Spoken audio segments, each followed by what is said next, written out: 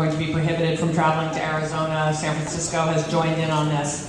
You know, my view is, do we not have enough of our own problems in California?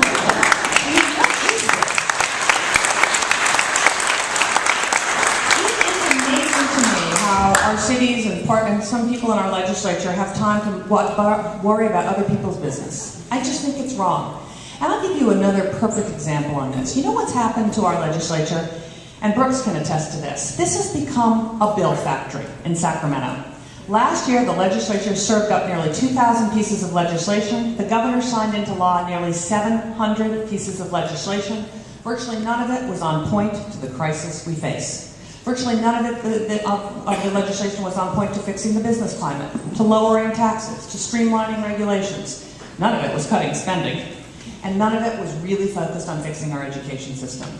So here's part of how I want to get things done in Sacramento. I want to veto every piece of new legislation that isn't on point to the crisis we face.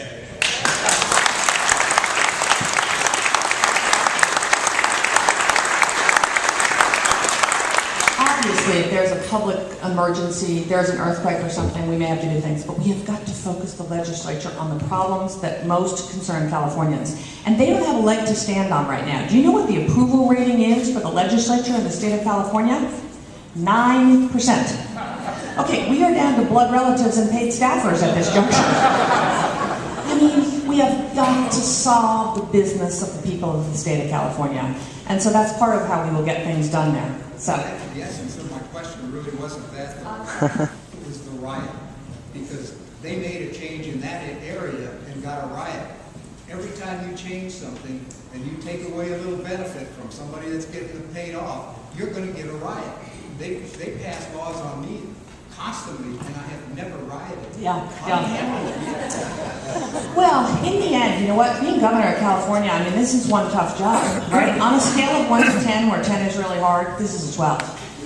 But in the end, this is all about leadership, right? This is about leadership. What great leaders do is they stand up, they paint a vision of what is possible. They enlist as many people as they can in fulfilling that vision, and then they're tough as nails when they have to be. And I think if you have a huge need to be liked or a huge need to be popular, this is a very bad job person fit for you right now.